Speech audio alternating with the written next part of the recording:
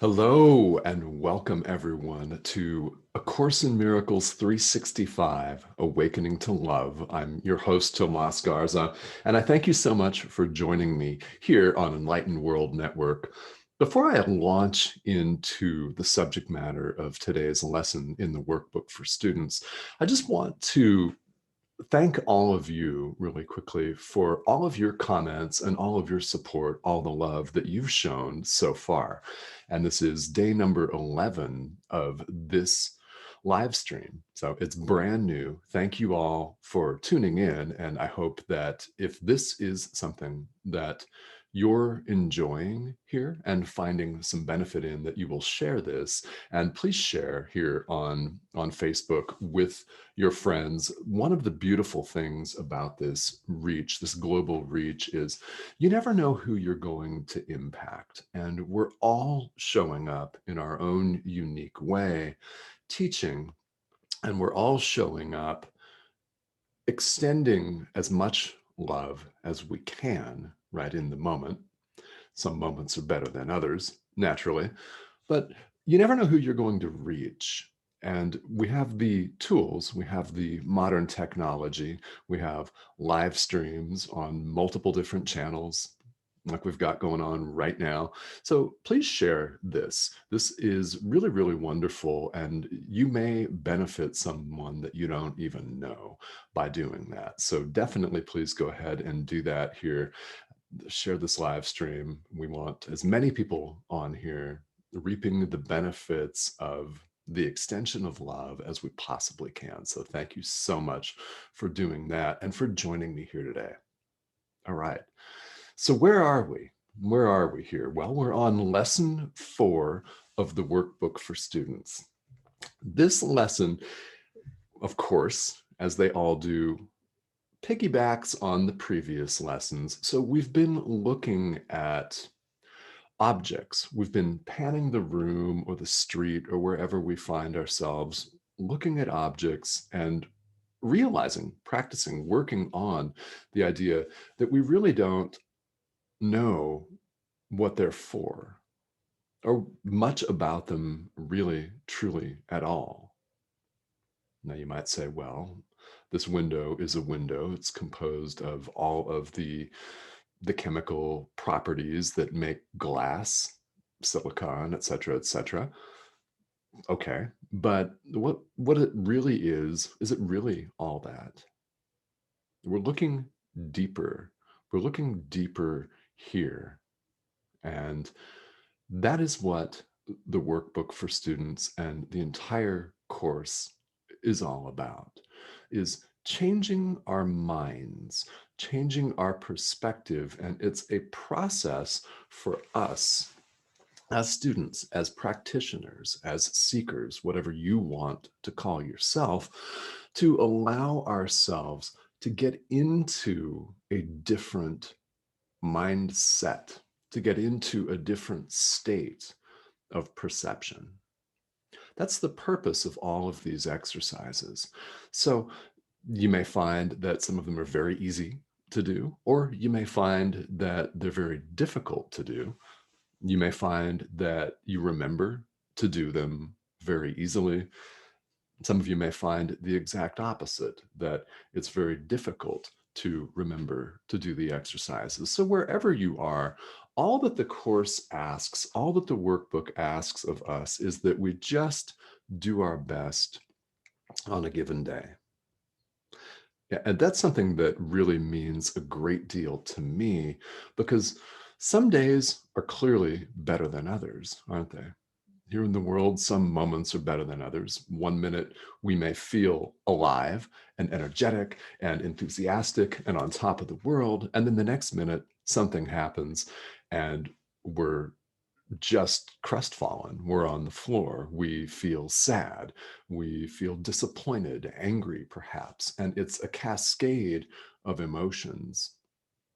And it's worth whatever this practice is like, whatever your spiritual practice is like, it's worth taking the time out so that we're not at the mercy of that emotional roller coaster.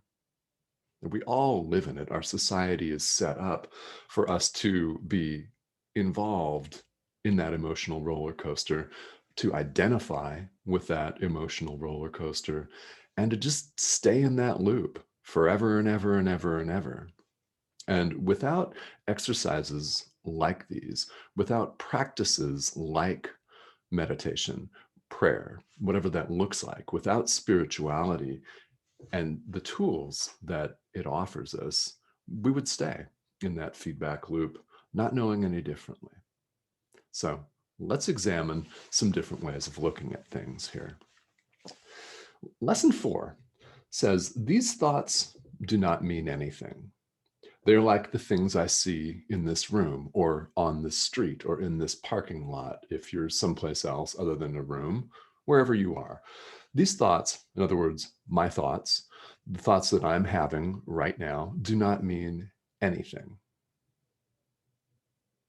They give them all the meaning that we give them the meaning that they have for us.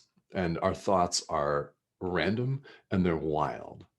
All right, so if you've ever sat down to meditate, even for 30 seconds, you'll know that our minds just go off.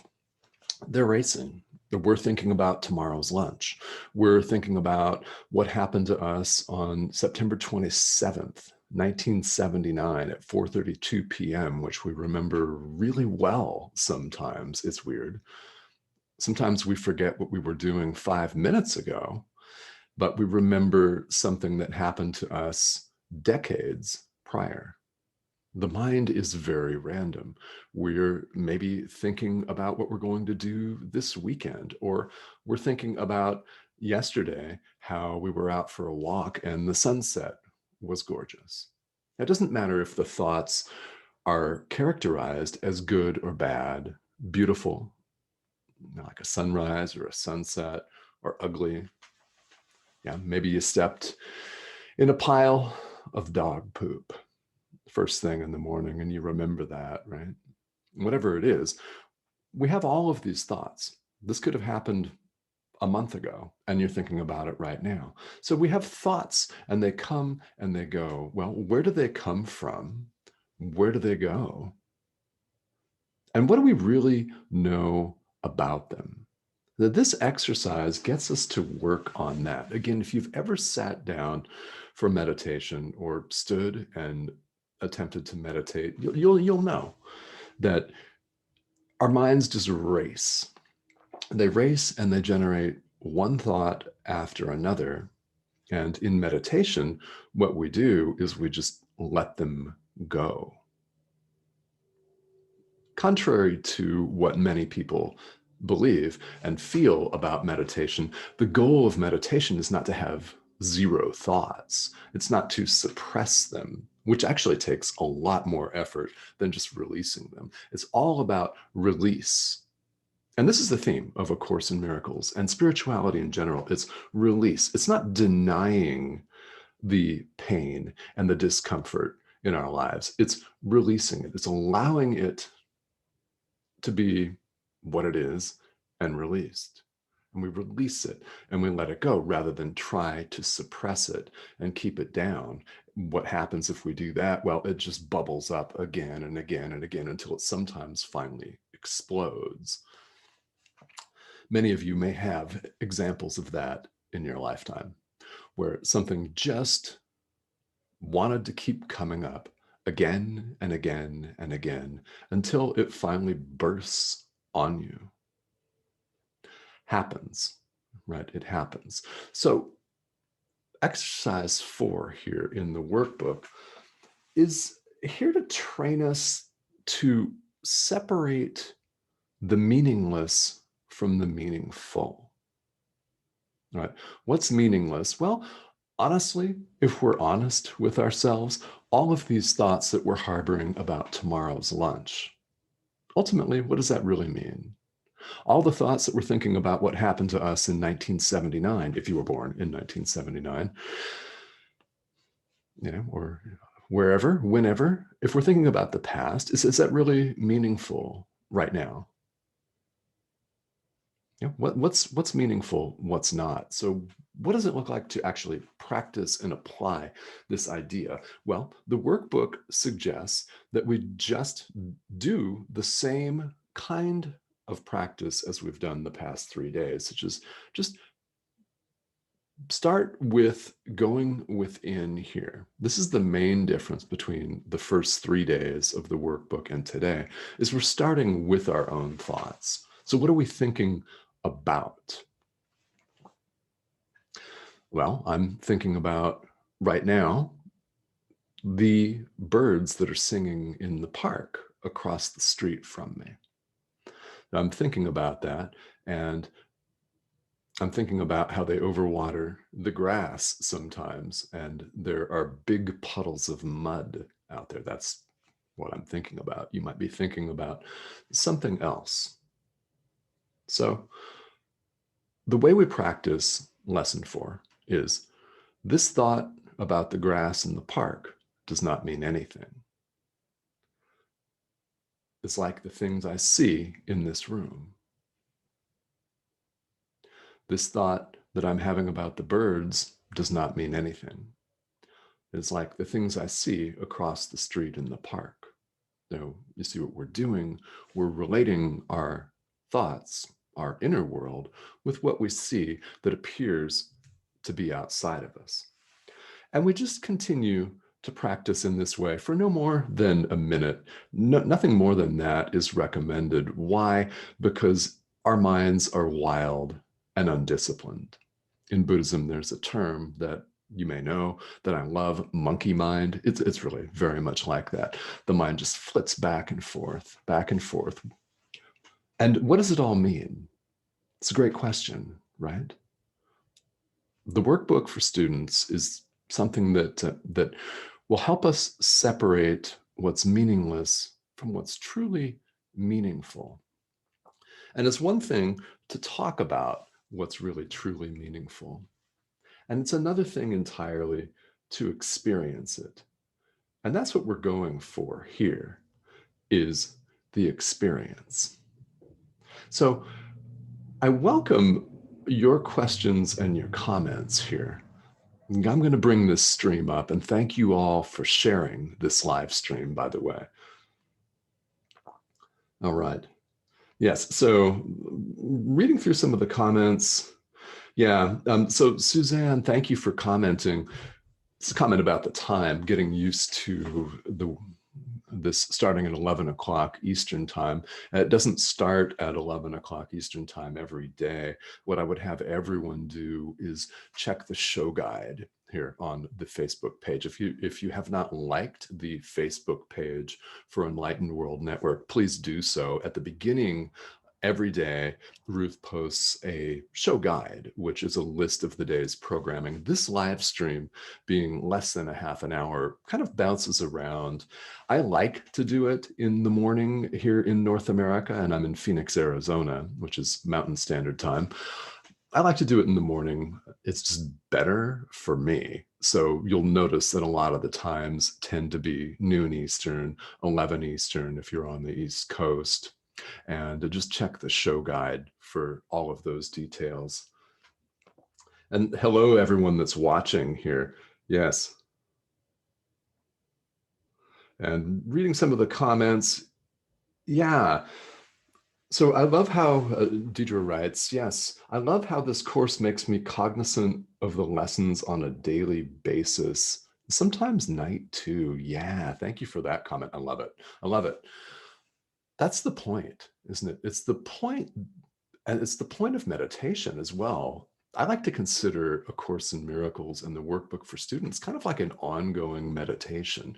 If you're in seated meditation, thoughts just come and go, and the instruction is almost always just to let them be where they are. Just watch them without following them and getting caught up in an internal conversation about tomorrow's lunch, and without trying to suppress them, which takes way too much of our energy. I mean, it really does. If you've ever tried to stop thoughts from coming up, talk about inducing strain. Yeah, that's very, very difficult. It's almost impossible to do, really, when we think about it. So we just sit and relax and allow. This is all about allowing this different perspective. It's not something that's new to us.